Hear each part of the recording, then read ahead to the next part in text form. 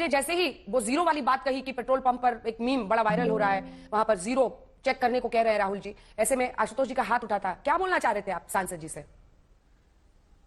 Audio audio audio muted है, unmute. मैं कांग्रेस के जीरो पर नहीं बात करना चाह रहा था, क्योंकि 2014 से तो लगातार जीरो जीरो आ ही रहा है। उसमें कांग्रेस पार्टी के एक नेता कहते हैं कि हमारी उपलब्धि इसमें कि 2% नोट और बढ़ गया। मुझे लगता है कि थोड़ा गंभीरता के साथ कांग्रेस के दिल्ली के जो अध्यक्ष उनको बोलना चाहिए था।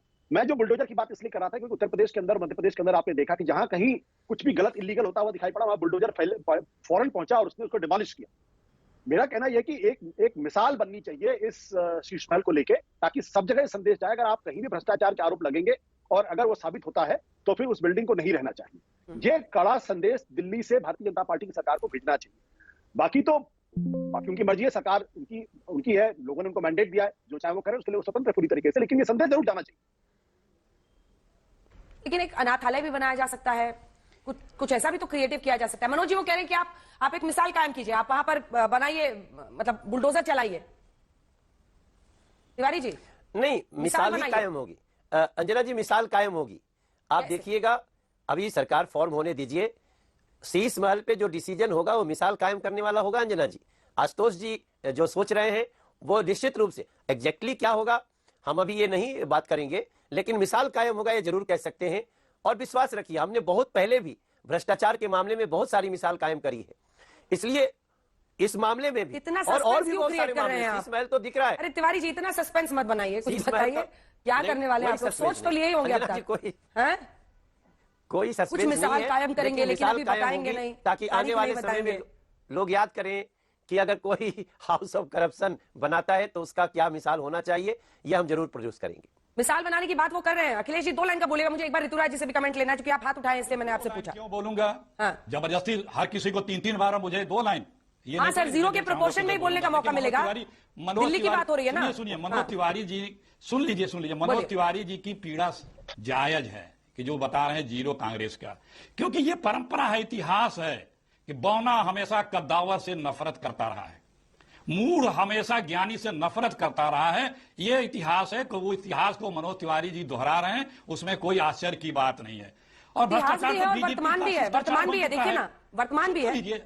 जी सुन तो लीजिए, अरे मेरी बात होने दीजिए। गुस्सा देखिए ना, वर्तमान भी ये कहते हैं भ्रष्टाचार, हाँ सुन तो लीजिए, आप परेशान न होइए।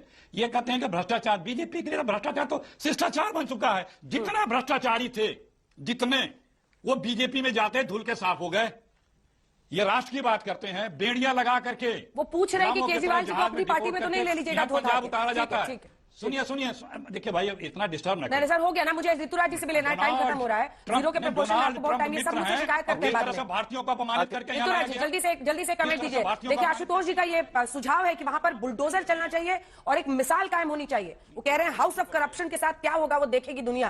तिवारी जी कह रहे हैं, देखिए एक सरकारी घर है, सरकार ने बनाया है, सरकार को जनता ने चुना है, सरकार को तय करना है कि क्या करना है नहीं करना है। लेकिन एक तरफ प्रधानमंत्री जी का घर 2700 करोड़ का बना है और उसमें कालीन और क्या क्या बिछाया गया है, 8400 करोड़ का हवाई जहाज है, 15-15 लाख का सूट है कि नहीं, वो भी है। और अभी आप बात कर रहे थे सीएजी की, तो सीएजी की कुछ रिपोर्ट मेरे पास है, मैं कहता हूं तो पढ़ दूं। द्वारका एक्सप्रेसवे से लेकर आयुष्मान भारत से लेकर के पब्लिक सेक्टर अंडरटेकिंग से लेकर के गुजरात में जो स्टेट पेट्रोलियम कॉर्पोरेशन है उसके अंदर घोटाला से लेकर के और द्वारका एक्सप्रेसवे से लेकर के ministry of tourism, Ayushman Bharat और मेघालय की सरकार हो, असम की सरकार हो, गुजरात की सरकार हो, सबका सीएजी रिपोर्ट है हमारे पास। जांच कराइए, एक्शन लीजिए। उत्तराखंड में, उड़ीसा में, हरियाणा में, अरुणाचल प्रदेश में, असम में, जहां भाजपा की सरकार वहां घोटाला सीएजी कहती है। अरे सुनिए ना ऋतुराज जी, तिवारी जी कौन बना? ये एक वीडियो आ रहा है, दिल्ली बाबरपुर विधानसभा सीट से विजयी उम्मीदवार गोपाल राय दिल्ली विधानसभा चुनाव 25 में आपकी हार के बाद अपनी पुरानी नैनो कार से पार्टी कार्यालय पहुंचे हैं।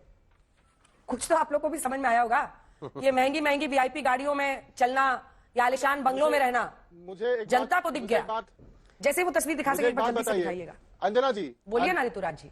अंजना जी मैं एक छोटा सा रिप्लाई दे दूं। गोपाल राय मंत्री थे तो सरकारी गाड़ी में चल रहे थे, अब वो विधायक हैं तो अपने पर्सनल गाड़ी में गए हैं, इसमें क्या है बताइए? और कुछ तो एहसास अंदर होगा ना कि जो हम लोग वीआईपी कल्चर के खिलाफ आए थे उसमें वापस जड़ों पर लौटना होगा, फिर से मेहनत करनी होगी। कुछ समझ में तो आ रहा होगा ना? दिल्ली में अंजना जी पहले अमरुल्लाह खान का बताइए, आपका विधायक 10 साल कहां पर है? बताइए, नया विधायक फिर से चुन के आए हैं और वो गायब है, लापता है।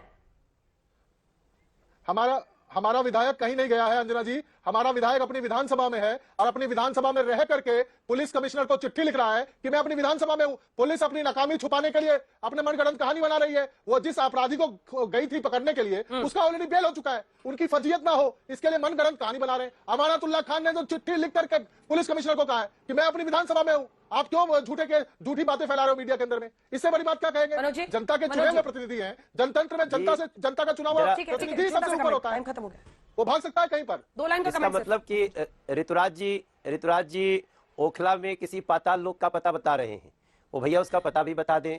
आप सवेरे से जो झूठ अमानतुल्लाह खान बोल रहे हैं वही झूठ को आप यहाँ स्क्रीन पे ला रहे हैं। ये चिट्ठी है, कोई चिट्ठी नहीं लिखी, वो अंजना जी नहीं, ये चिट्ठी जो आप देख रहे हैं सिर्फ आपके हाथ में है। अपने दफ्तर में है। अरे चिट्ठी क्या है? उनके आवाज पर हमारी रिपोर्टर भी पहुंची थी। अरे सुनिए ना झा जी, हमारी रिपोर्टर भी उनकी आवाज पर पहुंची थी। वो अपने आवाज पर नदारत थे, उनका फोन भी स्विच ऑफ था।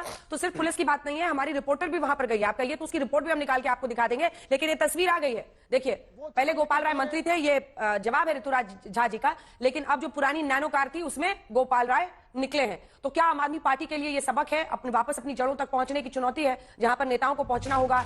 ऑल्टो नैनो जिसमें पहले चलते थे, वीआईपी कल्चर के खिलाफ बोलते थे, वहीं पर वापस जाने की जरूरत है। बहरहाल ये पार्टी को सोचना, उन्हें करना है। लेकिन जो भी एक्शन होता है नहीं होता है। और मनोज जी जल्दी से एक बार खाली मनोज जी को दिखा दीजिए। मनोज जी कब सीएम बताइएगा आप लोग? 4 दिन निकल गया सर। हम तो महिलाओं और दलित जो चेहरे हैं सबके चेहरे दिखा रहे हैं। दिखा दीजिए ग्राफिक्स।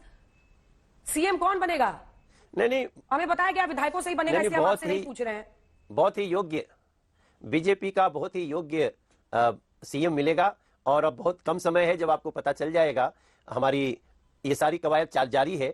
देखिए, मैं जो नैनो पे मुझे याद आ गया अंजना जी, अब ये नैनो देख के दिल्ली की जनता डर गई होगी। अरे बाप रे बाप, फिर से ये लोग कुछ धोखा देंगे। अरे बाप रे बाप, फिर से कोई झूठ रचेंगे।